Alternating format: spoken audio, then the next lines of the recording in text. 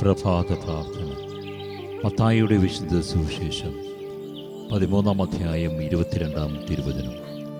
ഒരുവൻ വചനം ശ്രവിക്കുന്നു, എന്നാൽ ലൗകിക വ്യഗ്രതയും ധനത്തിൻ്റെ ആകർഷണവും വചനത്തെ ഞെരുക്കുകയും അത് ഫലശൂന്യമാവുകയും ചെയ്യുന്നു. ഇവനാണ് മുള്ളുകൾക്കിടയിൽ വീണ വിത്ത്.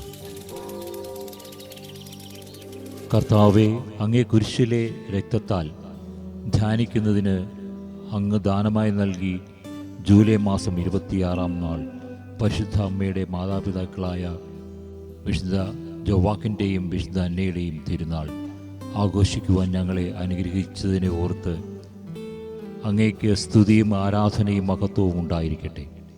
പരിശുദ്ധ മറിയത്തിൻ്റെ മാതാപിതാക്കളുടെ തിരുനാൾ ദിനമായ ഇന്ന് മുത്തശ്ശന്മാരുടെയും മുത്തശ്ശിമാരുടെയും ദിനമായി കൊണ്ടാടുന്നു.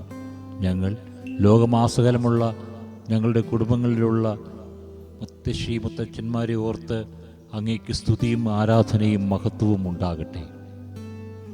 കർത്താവേ, അങ്ങേ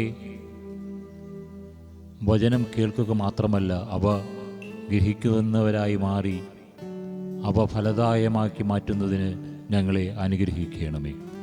കർത്താവിൻ്റെ വചനം കേട്ട് ഗ്രഹിച്ച് അങ്ങയുടെ പക്കലേക്ക് മടങ്ങി വന്ന് ഫലദായകമായ വിഹിതം രൂപപ്പെടുത്തുന്നതിന് ഞങ്ങളെ ഓരോരുത്തരെയും ശക്തിപ്പെടുത്തണമേ.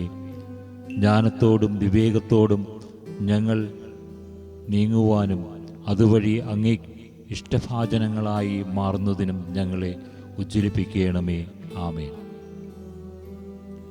കർത്താവേ, അങ്ങയുടെ ഹൃത്തിലെ ചോരയാൽ എൻ്റെ ഹൃത്തിനെയും നിറയ്ക്കണമേ. വിശുദ്ധരുടെ മൊഴിമുത്തുകൾ. വിശുദ്ധ അന്നായും യോവാക്യവും. ദൈവത്തിൻ്റെ ദാനങ്ങളിൽ നിന്ന്, സൃഷ്ടികളിൽ നിന്നും ഉയർന്ന് അങ്ങയിൽ വിശ്രമിക്കുന്നവരെ എൻ്റെ ഹൃദയം യഥാർത്ഥ വിജയം പ്രാപിക്കുകയോ പൂർണ്ണമായി തൃപ്തി അടയുകയോ ചെയ്യുകയില്ല.